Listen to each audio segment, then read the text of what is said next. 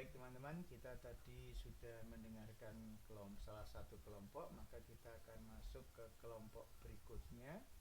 Kita akan mendengarkan kelompok satu tentang bahaya tramadol atau bahaya penyalahgunaan tramadol ya. Jadi semoga diskusi ini juga menambah wawasan kita terkait dengan penggunaan obat-obat yang berisiko terhadap kesehatan kita di masa mendatang. Oke, silahkan untuk kelompok satu, silahkan untuk menyampaikan makalahnya. Waktu disilahkan.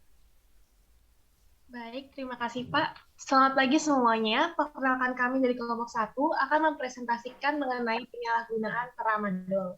Kelompok kami beranggotakan Revindra, Michelle, Litvina, Maria, Claris, Florentina, Patria, Griselda, dan Yomanda. Presentasi ini dibagi menjadi 3 bagian, yaitu pendahuluan, isi, dan penutup. Pada pendahuluan akan berisi mengenai informasi singkat tentang penyalahgunaan obat, data kuantitatif, dan tujuan. Kemudian, isi kita akan membahas alasan penyalahgunaan, bagaimana cara penyalahgunaan, di mana saja terjadinya, dampak negatif apa yang ditimbulkan, dan bagaimana upaya penanggulangan penyalahgunaan obat tramadol. Kemudian pada bagian penutup akan dipaparkan kesimpulan. Tramadol adalah analgesik sintetis atipikal yang tersedia dalam berbagai formulasi dan biasa digunakan sebagai alternatif obat-obatan opioid afinitas tinggi yang digunakan dalam pengobatan akut dan nyeri kronis. Potensi analgesik tramadol ditemukan 10 kali lebih rendah daripada morfin. Tetapi tramadol ini lebih disukai karena dianggap lebih aman. Nah, kenapa sih tramadol ini dianggap lebih aman? Karena jika dibandingkan dengan analgesik opioid lainnya, tramadol ini lebih tidak menyebabkan depresi pernapasan dan kecanduan. Selain itu, tramadol bila diberikan dengan paren netral memiliki potensi penyalahgunaan yang lebih kecil. Meskipun demikian, penggunaan tramadol pada pasien tetap harus dipantau secara hati-hati untuk menghindari penyalahgunaan dan efek samping. Penggunaan obat ini dalam waktu lama juga tetap dapat menimbulkan ketergantungan fisik sehingga menimbulkan kecanduan, di mana ketika dosis dikurangi atau penggunaan dihentikan dapat muncul gejala penarikan. Kemudian penyalahgunaan tramadol ini paling sering dilakukan oleh mereka yang memiliki akses mudah dan riwayat penyalahgunaan zat, pasien dengan nyeri kronis, dan profesional kesehatan. Selain itu, penyalahgunaan tramadol juga dilakukan oleh para remaja yang mana mereka menggunakannya untuk mabuk-mabukan. Baik, menurut artikel dengan judul Gambaran Tingkat Pengetahuan Siswa Kelas 11 terhadap bahaya penyalahgunaan obat tramadol di SMKX di Kabupaten Kuningan pada Jurnal Publikasi Penelitian Terapan dan Kebijakan, diketahui bahwa salah satu penyebab penyalahgunaan obat adalah kurangnya pengetahuan. Hasil penelitian tersebut menunjukkan dari 96 responden, persentase rata-rata tingkat pengetahuan siswa kelas 11 terhadap bahaya penyalahgunaan obat tramadol di SMKX di Kabupaten Kuningan yaitu 76,61% responden mengetahui dan 23,39% responden tidak mengetahui tentang penyalahgunaan obat tramadol. Dari hasil pengumpulan data dapat dilihat bahwa sebagian besar siswa sudah memahami bahaya penyalahgunaan obat tramadol. Tetapi masih ada sebagian siswa yang tidak mengetahui bahaya penyalahgunaan obat tramadol. Jika tidak diatasi atau diberi pengetahuan dengan lebih baik, tentunya jumlah yang sedikit itu dapat meningkat. Selain itu, menurut survei prevalensi penyalahgunaan narkoba pada kelompok rumah tangga di 20 provinsi tahun 2015 yang dikeluarkan oleh Pusat Penelitian Data dan Informasi Badan Narkotika Nasional, diketahui bahwa jenis narkoba pertama kali yang paling banyak digunakan adalah ganja, diikuti oleh kelompok benzodiazepin, sabu, trihek, ekstasi, dan tramadol. Selanjutnya di tingkat kabupaten, peredaran narkoba daftar jenis G yang dapat dibeli di apotek dan toko obat makin marak dibandingkan di kota, seperti tramadol. Next.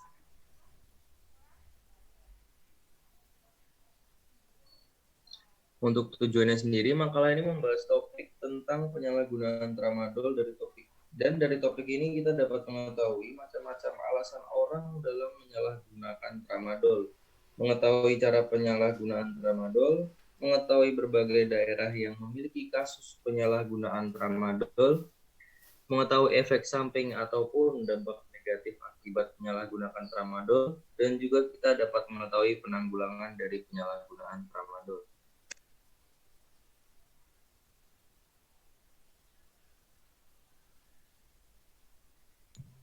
Selanjutnya ada alasan penyalahgunaan tramadol. Yang pertama, banyaknya peredaran obat di Indonesia, di mana jenis obat yang beredar di Indonesia itu mulai dari obat generik maupun obat paten, seperti salah satunya yaitu adalah tramadol, yang biasanya digunakan sebagai pereda nyeri pasca operasi di rumah sakit, yang memiliki efek agonis opioid, yang memiliki sifat sama dengan golongan narkotika, serta efek analgesiknya bekerja sentral, di mana kandungan dari tramadol sendiri terdiri dari 2 isomer, yang salah satunya adalah analgesik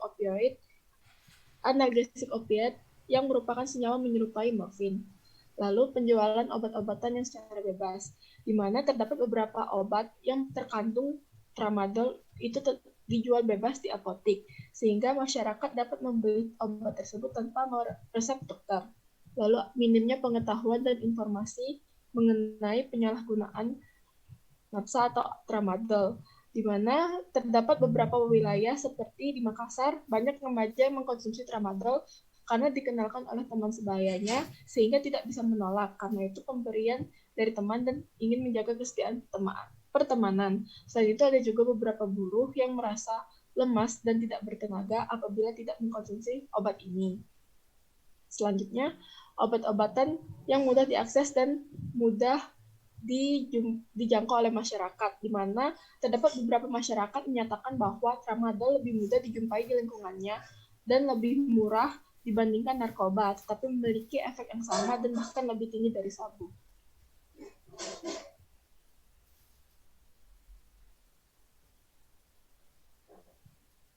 Berikutnya cara penyalahgunaan tramadol. Yang pertama itu mencampurkan obat tramadol pada minuman keras atau minuman beralkohol agar memperoleh efek fly yang semakin kuat, di mana akan timbul juga efek berupa euforia, yaitu perasaan gembira yang berlebihan, dan sedasi, yaitu perasaan menenangkan. Kemudian berawal dari keseringannya mereka kumpul bersama, selanjutnya diajak ikut serta mengkonsumsi obat-obatan untuk menunjukkan adanya solidaritas di antara mereka agar lebih akrab. Jadi besarnya pengaruh bergaul dengan teman sebaya ini cenderung mempengaruhi anak-anak untuk mempengaruhi para remaja itu untuk menyalahgunakan obat-obatan dan akan mendapatkan efek fly itu, sehingga mereka itu sulit untuk berkonsentrasi dan sering untuk menghayal, maka membuat mereka itu menjadi orang yang acuh tak acuh dan sulit mengendalikan diri. Next. Selanjutnya ada tempat terjadinya penyalahgunaan tramadol. Jadi berdasarkan survei dari BNN dikatakan bahwa pada tahun 2017 itu tramadol masuk dalam 20 jenis narkotika yang paling banyak dikonsumsi, di mana menempati urutan ke-6 dengan jumlah penggunanya itu sebanyak 504.416 orang. Kemudian berdasarkan laporan dari BPOM, tempat-tempat terjadinya penyalahgunaan tramadol itu terdapat di beberapa tempat. Yang pertama ada di Nusa Tenggara Barat, ada di Semarang, Manado, Jakarta, dan juga di Barito Selatan atau di Kalimantan Selatan. Yang pertama di Nusa Tenggara Barat itu pada tanggal 12 sampai 15 Desember 2020 ditemukan sejumlah 27.541 butir butir tablet obat-obatan tertentu, di mana dalamnya termasuk adanya tramadol. Kemudian di Semarang itu pada tanggal 1 sampai 2 Januari 2020 BPOM menemukan sejumlah obat-obatan tertentu, di mana dalamnya juga termasuk tramadol dengan jumlahnya itu 60.250 butir. Kemudian di Manado terdapat 16.400 OT yang ditemukan juga dalamnya ada tramadol. Kemudian di Jakarta juga ditemukan sebanyak 36.000 butir obat yang dalamnya mengandung tramadol. Dan kemudian di Barito Selatan, BPOM juga mengamankan ratusan obat ilegal jenis tramadol. Nah, berdasarkan laporan dari BPOM dikatakan bahwa penyalahgunaan tramadol meningkat. Hal ini diakibatkan oleh beberapa hal. Yang pertama karena mudahnya akses pembelian secara online, di mana akses pembelian secara online ini menjadi daya tarik sendiri bagi masyarakat karena segi kepraktisannya. Kemudian selain itu juga mereka menemukan berbagai macam obat yang dikemas dalam paket yang siap kirim dan juga ditemukan dalam jasa pengiriman barang atau ekspedisi. Next. Selanjutnya kami juga mencoba mencari beberapa penelitian yang meneliti tentang penyalahgunaan tramadol di beberapa daerah. Yang pertama di sini adalah penyalahgunaan tramadol di Desa Doropeti, Kecamatan Pekat, Kabupaten Dompu di Nusa Tenggara Barat. Di sini Desa Doropeti sendiri sampai dikatakan sebagai kampung tramadol itu pada tahun 2017. Hal ini dikarenakan banyaknya kasus yang meningkat di kecamatan tersebut. Jadi di kecamatan tersebut dikatakan bahwa sudah marak sekali penjualan tramadol itu secara ilegal dan juga termasuk adanya penyalahgunaan dari anak-anak SMA. Jadi anak-anak SMA itu dari awalnya yang hanya mencoba-coba kemudian sampai kecanduan. Kemudian yang kedua masih di provinsi yang sama yaitu di Nusa Tenggara Barat ditemukan penyalahgunaan tramadol di remaja di Bima dan kemudian di Kecamatan Pambuang, Kabupaten Majene, Provinsi Sulawesi Barat. Jadi sebagian besar terjadi pada remaja di mana dikatakan bahwa seperti yang sudah dijelaskan sebelumnya, dikatakan bahwa penyalahgunaan kebanyakan terjadi pada remaja. Hal ini dikarenakan sebagai bentuk solidaritas ketika mereka berkumpul. Jadi ketika teman-teman mereka memberikan semacam obat menawarkan kepada mereka, jadi sebagai bentuk solidaritas dan kesetiaan mereka akan menerima pemberian dari teman-teman mereka, dan ketika mereka menolak, mereka mengatakan bahwa mereka akan dikucilkan ataupun mereka akan disudutkan, sehingga kasus penyalahgunaan itu marak terjadi. Kemudian penyalahgunaan yang marak di Nusa Tenggara Barat ini juga terjadi karena beberapa laporan di mana terjadi adanya pelabuhan ilegal yang dibentuk secara tiba-tiba, sehingga sebagian besar penyeludupan obat-obatan tersebut itu menjadi kurang pengawasan. Next. Baik, selanjutnya itu ada dampak negatif. Jadi di sini dampak negatif itu dibagi menjadi 3, yaitu ada fisik, psikis, dan sosial. Jadi untuk dampak negatif pada fisik, yaitu seperti penurunan berat badannya turun, kemudian muka pucat, dan sering lemas. Selain itu juga, karena tramadol ini bersifatnya stimulan, maka ekstasi menyebabkan penggunaan merasa terus bersemangat tinggi, selalu gembira, dan ingin bergerak terus. Maka peningkatan dopamin sebagai akibat pengaruh ekstasi dapat menyebabkan hilangnya kemampuan untuk mengontrol perilaku seksual. Nah, karena perilaku seksual tanpa kontrol ini tentu sangat beresiko tinggi, yaitu seperti penularan penyakit menular seksual, contohnya itu HIV atau AIDS. Terus kemudian dampak negatif dari psikis yaitu seseorang yang penggunaan tramadol itu tuh mudah tersinggung, marah, serta terjadi perubahan mental seperti gangguan pemusatan perhatian, motivasi belajar ataupun bekerja itu sangat lemah. Kemudian selanjutnya itu ada dampak negatif sosial, di mana para pengguna tramadol itu tuh membuat malas mengikuti pelajaran atau kegiatan yang lainnya karena penggunaan ini pada malam harinya sering begadang dan sering pula dalam keadaan fly. Next.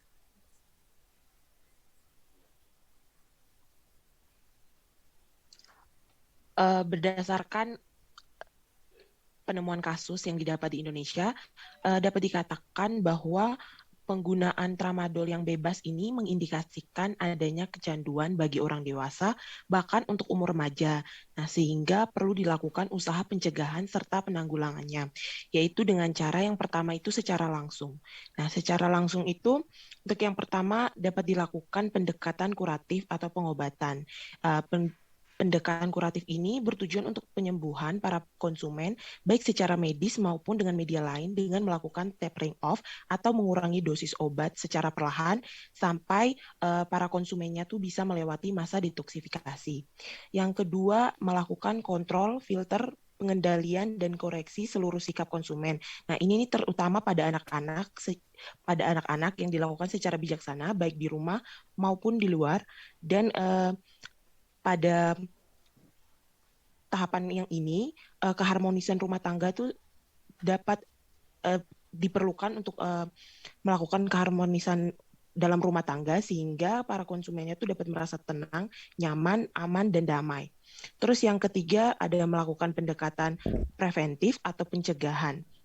Jadi hal ini untuk membentuk masyarakat yang mempunyai ketahanan dan kekebalan terhadap pengaruh penggunaan obat-obat bebas yang dijual murah dengan efek yang tidak diinginkan.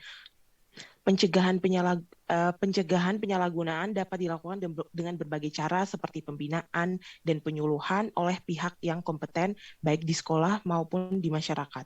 Next. Selanjutnya ada melakukan pendekatan represif atau penindakan, yaitu menindak dan memberantas penyalahgunaan obat-obat dengan pemakaian yang tidak sesuai aturan kesehatan. Dan yang terakhir ada memberikan rehabilitasi bagi para konsumen yang sudah mengalami kecanduan berlebihan atau bagi konsumen yang membutuhkan. Nah, ini dilakukan agar setelah pengobatan selesai, para korban tidak kambuh sehingga dapat kembali ke masyarakat dalam keadaan sehat jasmani dan rohani. Next.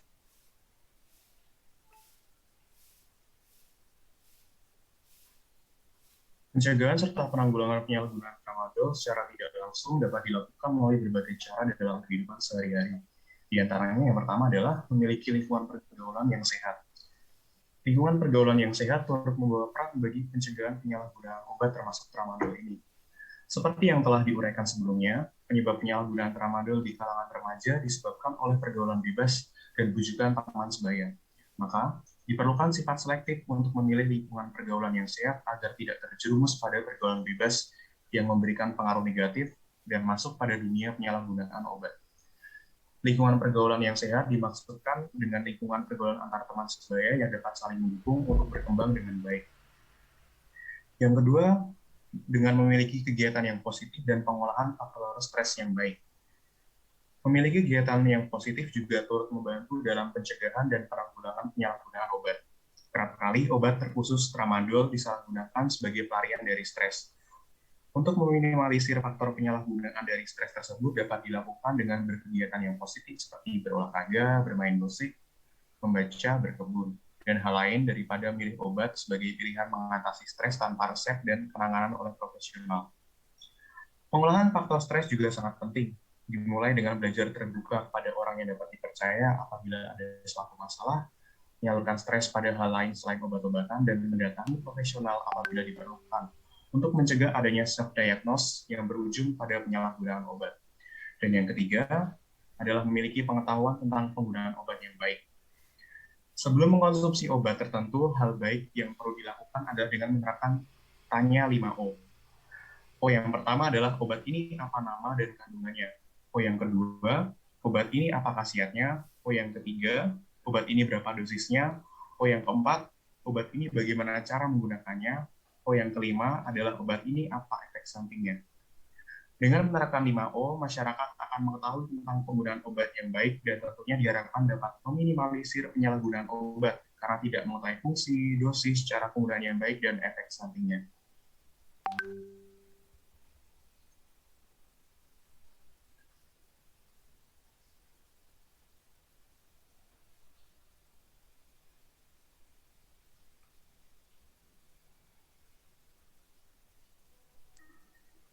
Oke, untuk kesimpulannya, di Indonesia sendiri kasus penyalahgunaan nafza dari tahun ke tahun terus mengalami peningkatan. Berbagai alasan orang menyalahgunakan tramadol seperti minimnya pengetahuan dan informasi terkait penggunaan tramadol yang benar menyebabkan banyak masyarakat yang menyalahgunakan obat ini. Banyak remaja yang mengkonsumsi tramadol karena dikenalkan oleh teman sebaya. Ada juga beberapa buruh yang merasa lemas dan tidak bertenaga apabila tidak mengkonsumsi obat ini. Dan juga lebih mudah dijumpai di lingkungannya, dan lebih murah dibandingkan narkoba tetapi memiliki efek yang sama dan bahkan lebih tinggi dari sabu. Orang-orang yang menyalahgunakan tramadol memanfaatkan efek sampingnya yang berupa euforia atau perasaan gembira yang berlebihan dan sedasi atau efek yang menenangkan. Dan berbagai kasus penyalahgunaan tramadol tersebar di seluruh Indonesia seperti NTB, Semarang, Manado, Jakarta, dan Kalimantan Selatan. Tentunya hal ini berdampak negatif dari berbagai aspek seperti berdampak pada fisik, psikis, dan juga sosial dari pengguna penyalahgunaan tramadol dan membutuhkan waktu yang cukup lama supaya bisa kembali normal ataupun sembuh. Berbagai cara penanggulangan penyalahgunaan tramadol seperti pengobatan, pencegahan, rehabilitasi, penindakan secara kontrol. Tidak cukup hanya itu, kita sendiri juga perlu menambah wawasan mengenai obat-obat yang sering disalahgunakan dan menghindarinya. Semua upaya ini akan lebih berdampak apabila kita juga membagikan wawasan kita yang kita miliki, supaya kasus penyalahgunaan obat-obatan seperti tramadol dapat berkurang bahkan tidak ada lagi.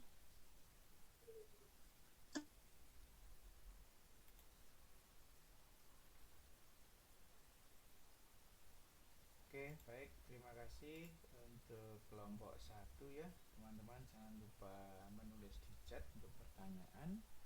Sambil menunggu, saya ingin menarik benang merahnya. Jadi terima kasih sudah memberikan bahaya penyalahgunaan tramadol dan didukung oleh penggalian data dan informasi. Lalu ada data-data pendukung yang dari BNN, dari BPOM, kemudian hasil artikel publikasi penelitian. Itu sesuatu yang menarik di presentasi hari ini. Sebagai catatan bahwa tramadol itu termasuk obat-obat tertentu, yaitu obat-obat yang sering disalahgunakan, sehingga apotek pun kalau mau membelinya itu harus menggunakan SP khusus, yaitu SP obat-obat tertentu. Dengan demikian, karena pengaturan regulasi tramadol itu sangat ketat, saya ingin mengatakan kemungkinan tramadol itu dibeli dari apotek tanpa resep itu sebetulnya kemungkinannya kecil. Jadi karena semua apoteker pasti akan sangat hati-hati dalam mengelola tramadol ini bila apoteknya memiliki. Jadi seandainya ada yang mengatakan mudah memperoleh tramadol, itu pasti diperolehnya dari oknum atau kemudian diperoleh dengan cara yang ilegal. Jadi yang catatan saya terhadap presentasi ini supaya semua mahasiswa yang hadir di sini memiliki persepsi yang sama bahwa tramadol itu memiliki aturan yang sangat ketat, sehingga kalau mudah dibeli di apotek itu tanda petik saya sendiri tidak sependapat, karena memang itu tidak berani lah untuk apoteker-apoteker di puskesmas kok di apotek melayani seperti itu. Jadi kalaupun ada, dan memang ada tadi dari buktinya dari BPOM yang menyita puluhan ribu butir, ya itu mungkin diperolehnya dengan cara yang ilegal. Itu yang ingin saya sampaikan sebagai catatan dari belajar bersama tentang bahaya penyalahgunaan untuk tramadol ini ya. Jadi terima kasih untuk kelompok 1 yang sudah menyampaikan informasi